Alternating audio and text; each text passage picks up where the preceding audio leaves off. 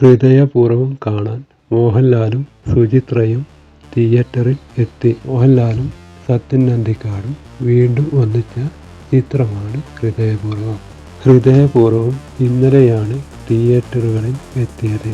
ചിത്രത്തിന് മികച്ച പ്രതികരണമാണ് ലഭിക്കുന്നത്. ഇന്ത്യയിൽ നിന്ന് മാത്രം 3.35 കോടി നെറ്റ് കളക്ഷൻ ആദ്യ ദിനം നേടിയെന്നാണ് റിപ്പോർട്ടുകൾ. വിദേശത്തും ചിത്രത്തിന് വലിയ വരവേൽപ്പാണ് ലഭിക്കുന്നത്. ഇപ്പോൾ ഇതാ ഹൃദയപൂർവ്വം സിനിമ കാണാൻ കന്നഡ പ്രവിശ്യയിലെ ന്യൂ ബ്രൗൺസ്വിക്കിലെ AMC തിയേറ്ററിൽ എത്തിയ മോഹൻലാലിന്റെ വീഡിയോയാണ് സോഷ്യൽ മീഡിയയിൽ വൈറലാകുന്നത്. മോഹൻലാലിനോടൊപ്പം ഭാര്യ സുചിത്രയും എത്തിയിരുന്നു. ആർപ്പുവിളികളോടെയാണ് താരത്തെ ആരാധകർ തിയേറ്ററിലേക്ക് സ്വീകരിച്ചത്.